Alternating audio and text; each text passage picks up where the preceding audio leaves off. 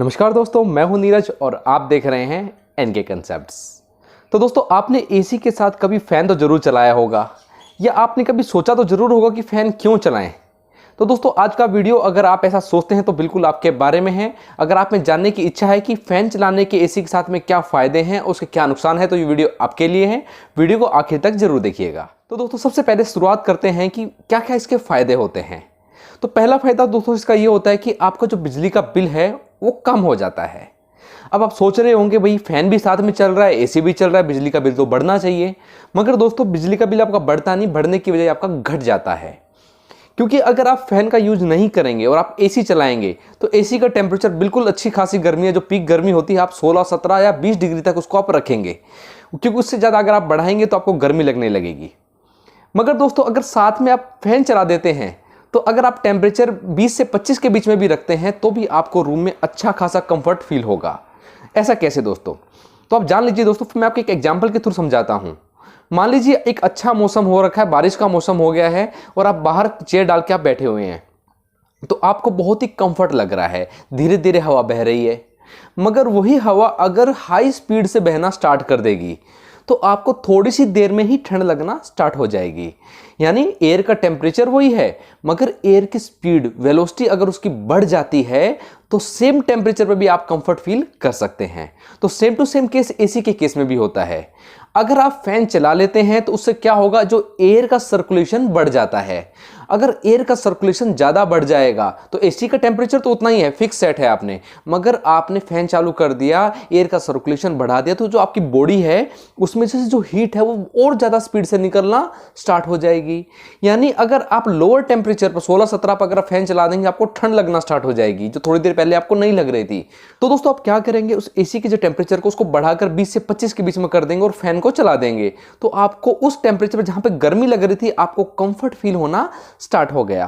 तो दोस्तों, आपको बता दूं, एसी में जितना हायर आप टेम्परेचर रखेंगे उसका, उतना ही ज्यादा आपका जो बिजली का बिल है वो कम आता है। यानी एक छोटे से फैन के चक्कर में आपका जो एसी का बिल आपका कम हो जाता है। तो पहला फायदा तो हमें पता चल गया कि दोस्तों की जो एसी का बिल है वो कम हो जाता है। अगर आपका जो एसी है वो इन्वर्टर एसी नहीं है, सादा वाला एसी है, तो आपको अच्छे से मालूम होगा कि कुछ टेम्परेचर अचीव करने के बाद वो कट ऑफ हो जाता है और जैसे ही वो कट ऑफ होगा आपको तुरंत गर्मी लगना स्टार्ट हो जाता है।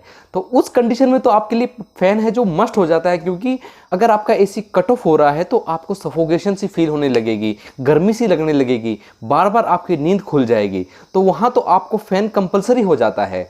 मगर उसके अलावा अगर आपका इन्वर्टर एसी है तो हो सकता है आप उसमें फ़ैन को अवॉइड कर दें, मगर मैं तो आपको यही रिकमेंड करूँगा, आप फ़ैन जरूर चलाएं, चाहे वो हल्की स्पीड पर ही चलाएं। और साथ में आपको एक बात और बताना चाहूँगा, एसी के साथ फ़ैन आप तभी चलाएं जब आपका जो रूम है एकदम सील पैक है। कई बार क्या होता है दोस्तों, कुछ शॉप्स वगैरह देखी होंगी आपने, लोग बार बार अंदर जा रहे हैं, आ रहे हैं, अंदर एसी चल रहा है, मगर ठंडा वो नहीं हो पाता है। अगर वहाँ पर आप फैन चला देंगे तो क्या होगा, जो कोल्ड एयर है, जो ठंडी हवा है, फैन के फ्लो के चक्कर में पूरी की पूरी बाहर निकलती जाएगी और आपका एसी को ज़्यादा वर्क करना पड़ेगा, कंप्रेसर लगातार चलता रहेगा, कट ऑफ नहीं होगा, वो कट ऑफ हो ही नहीं पाएगा और आपका बिजली का बिल लगातार बढ़ता रहेगा और उतनी कूलिंग भी आपको नहीं मिलेगी। तो आपका जो रूम है वो टोटल सील पैक होना चाहिए। कहीं से अगर कोई वेंटिलेशन उसमें है उसको टोटल आप बंद कर दीजिए।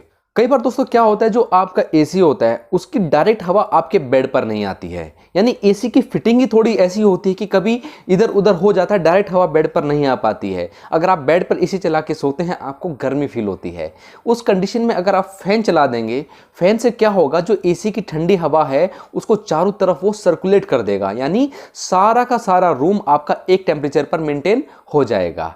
यानी आप एसी के सामने रहो या ना रहो, कोई फर्क उससे नहीं पड़ेगा। आप कहीं भी रूम में सोइए, आपको सेम टेम्परेचर फील होगा। तो फैन का ये भी एक बहुत बड़ा बेनिफिट होता है। जैसा कि आपको मालूम है, अगर आपको मालूम नहीं है तो मैं आपको बता देता हूं, जो ठंडी हवा होती है वो वजन में भारी होती है और गर्म हवा वजन में हल्की होती है।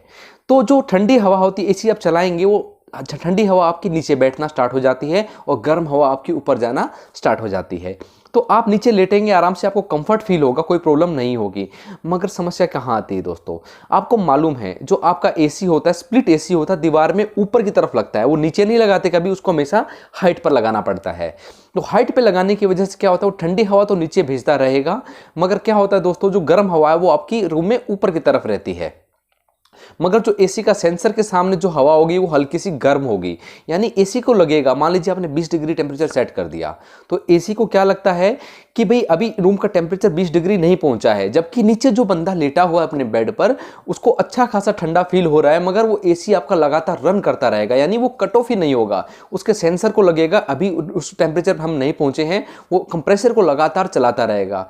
उस कंप्रेसर को चलते रहने की वजह से आपका बिजली का बिल बढ़ जाता है। मगर वहीं अगर आप फैन चला देंगे तो सारे रूम का टेम्परेचर एक एवरेज मेंटेन हो जाएगा और आपके एसी को कम काम करना पड़ेगा। ये थे एसी के साथ फैन चलाने के कुछ फायदे, मगर इसका एक नुकसान भी होता है। आपका घर किसी हाईवे के पास में, रोड के पास में या ऐसे एरिया में है जहां पर डस्ट की प्रॉब्लम बहुत ज़्यादा है, तो दोस्तों आप रूम को कितना भी सील कर दीजिए, कहीं ना कहीं से डस्ट आपके रूम में आती रहती है।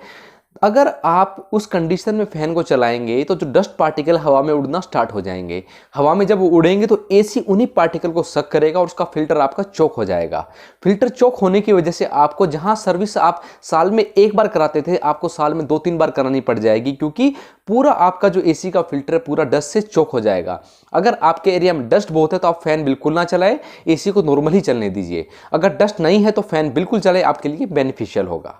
तो दोस्तों अगर आपको वीडियो इन्फॉर्मेटिव लगी हो, अगर आपको पसंद आई, चैनल को सब्सक्राइब जरूर करें, वीडियो को लाइक जरूर करें और बेल आइकन पर प्रेस जरूर कीजिए। इससे हमें सपोर्ट मिलेगा और आपके लिए ऐसी वीडियो हम आगे लेके आते रहेंगे।